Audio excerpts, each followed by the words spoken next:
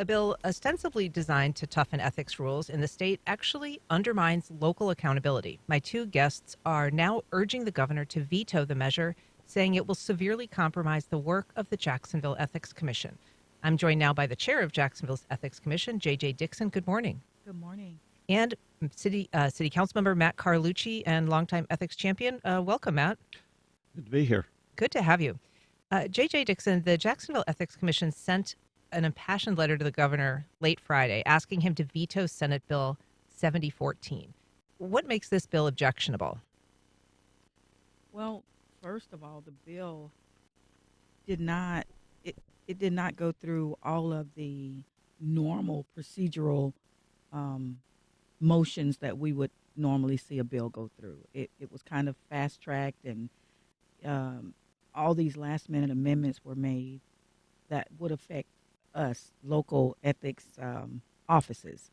The one big thing that we problem that we have with it is that it will limit, almost restrict our ability to do investigations in terms of folks being able to anonymously report like they used to, or us as a commission being able to take information that we hear in, for example, news stories, or information that we get that we would normally take and run and investigate, just to see if there was any merit to it. It would preclude us from doing that at this point. And so it would require an investigation to begin how? Well, really, there would be no real investigation, in my opinion. The person that would file the complaint would have to have what they're calling personal knowledge of an allegation in order to make the complaint, and that would be how it would go. Mm-hmm. Matt, how likely is it, or how difficult is it for someone to have, quote, personal knowledge of an example of something that might be an ethics violation? Pretty difficult. People in public office, appointed or elected, generally don't invite the public to watch them do their unethical events, their unethical behavior. It's done where they try to find a way to get it done so nobody knows. So unlike back prior to consolidation and other ethics investigations, if you heard a rumor and then you decided to go check it out through audits, council minutes, newspaper reports, or whatever, and then you substantiate it, I don't think that counts as personal knowledge. I mean, it's like you have to see it with your own two eyes before you can report it. Now, the Florida Commission on Ethics will be the rulemaker on this, so they will define personal knowledge, but I'm just not sure how else you I'm not sure how you define that, other than I would have to know, and Schindler, because I saw you do it, did something unethical. Or you saw me do something unethical with your own two eyes, then that's personal knowledge. And so that's one component. But if you were going to, for instance, write a report on something you saw me do, not only would you have to have seen me do it, but you'd have to put your name to that complaint. Is that right? Yeah, I'd have to swear to it and do an oath. Look, the public doesn't like corruption. They like to take care of things in their normal productive lives. Paying taxes, going to work. Well, they don't like paying taxes, but anyway, they pay their taxes. They go to work. They raise their kids. They go to church. They do all the things productive citizens do. They give to their community. And they don't want to be hassled when they see something wrong to have to swear to it, and then suddenly they're in the spotlight with public officials who can sometimes be pretty ruthless and vengeful towards people. So but what the chair just said, that from our local ethics commission, who she's amazing, she's doing a great job, and the whole ethics commission locally here is doing a great job, is that they snuck it in.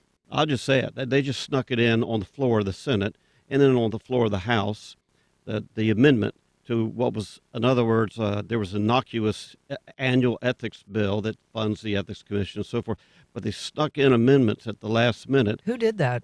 The Senate and the House. Who specifically? Senator Burgess in the Florida Senate. I can't remember exactly who did it in the House. But at the end of the day, they did it on the floor where nobody can have a say. They didn't go through any committee process. There were no advertised public hearings that this was going to be considered.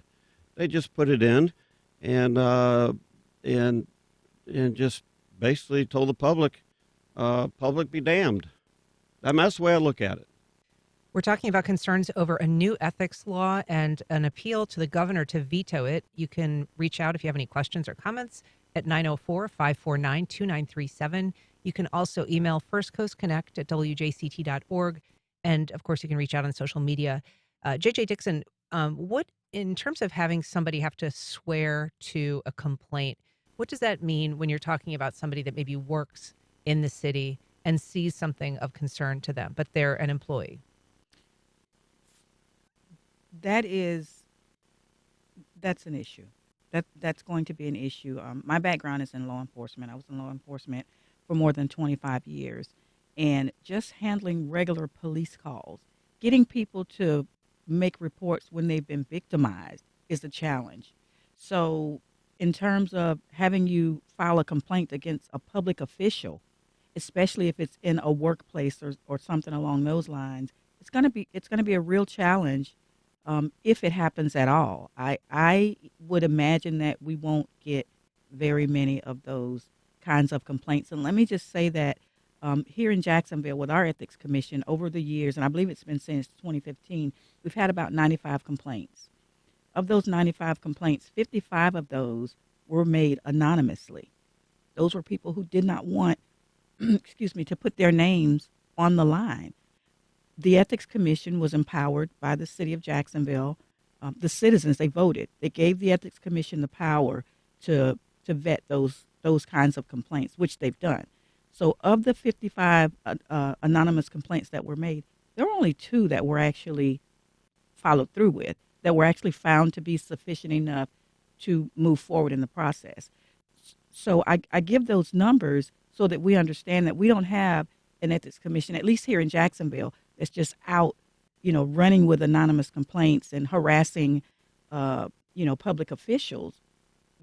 The Jacksonville Ethics Commission actually does the job. They utilize the due process measures that are in place to make sure that those who are accused receive, the proper rights that they deserve as well. So I think it's going to be a real challenge to get people to put their name on the line. And to be clear, the commission, when you do an investigation, it's not made public unless there's a finding, right? So it's if there's an investigation that's ongoing and you don't find anything, that information doesn't become public. That person's name isn't tarnished. Correct. That's correct. That is correct. And just to add, remember that the commissioners who are assigned to the commission, they've all been referred by the state attorney's office, the public defender's office, the sheriff's office, the mayor's office. And you have professional individuals who are on the commission who make it up.